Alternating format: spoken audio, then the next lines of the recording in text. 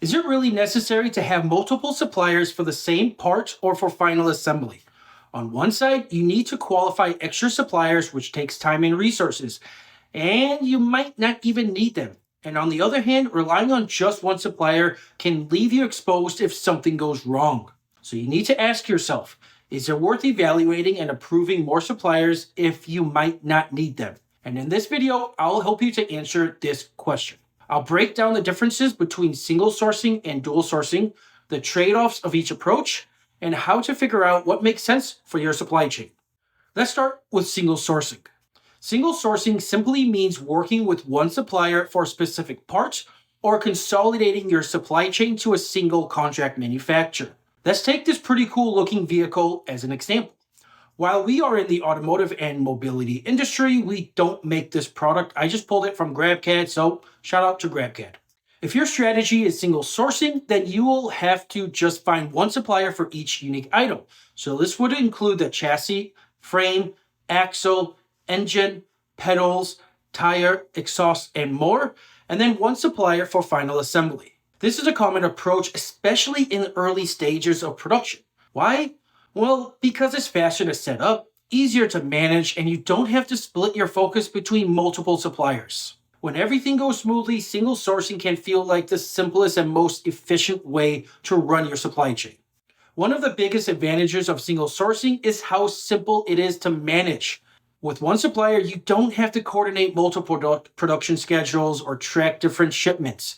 Communication is more straightforward and you can make faster decisions. Also, making sure that everyone is aligned on the latest release, quality standard, and delivery timelines is easier. Another advantage is discount pricing. Since you are using a single supplier, your volume with that supplier will be larger.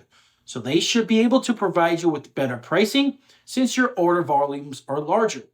But we can also spin that around as a risk because if you have multiple suppliers, you can really leverage them against each other for the best possible price. Also, relying on one supplier does create risk.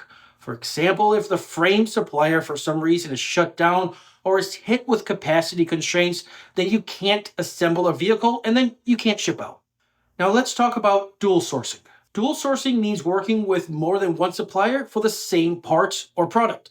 This can be an even 50-50 split between two suppliers, or a primary supplier handling most of the volume while a backup supplier is ready if there are any issues. If your strategy is dual sourcing, then you will have multiple suppliers for each unique item.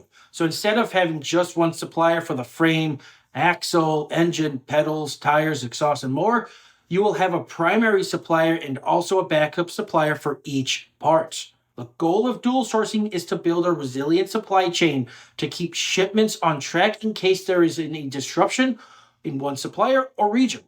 Many companies don't really start with this strategy, but they grow into it as their business grows. One of the biggest advantages of dual sourcing is flexibility. If one supplier runs into problems, the backup supplier can keep things moving. It also gives you leverage, like we spoke about for single sourcing. When suppliers know that they're not the only option, they're more likely to stay competitive on pricing while offering high quality and quick lead times. But dual sourcing does come with some drawbacks as well. One of these is the added complexity in the supply chain. You have to manage more suppliers, manage the tooling, ensure that the product data is up to date amongst all suppliers, align quality standards, and more. You also need a team that is capable of doing this. So if you are still a startup and the founder is managing this, then it might not be the best use of his or her time. So how do you decide between single sourcing and dual sourcing? It really comes down to where you are in the life cycle of the product.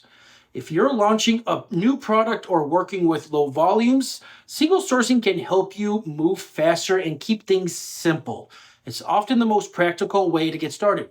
But as your business grows and the risks of relying on a single supplier grows, dual sourcing starts to make more sense. To help make this decision, you need to think of your product, your forecasted volumes for the next 24 months, the regions of your supplier, and any additional tariff or political risk. Most companies decide to start off with single sourcing to get moving and add a second supplier when the volume, complexity, or risk justifies it. Also, if you're thinking of replacing a supplier or contract manufacturer, then it's best to start off with dual sourcing. Instead of transferring all production to the new supplier, they can become your backup supplier and let them earn your business. You must make sure they can consistently keep up with the quality and shipment schedules before transferring more production to them. At the end of the day, there's no straightforward answer to whether a single sourcing or dual sourcing makes sense for you. It depends on your business. Single sourcing is fast and simple, but dual sourcing gives you flexibility and protection when things go wrong.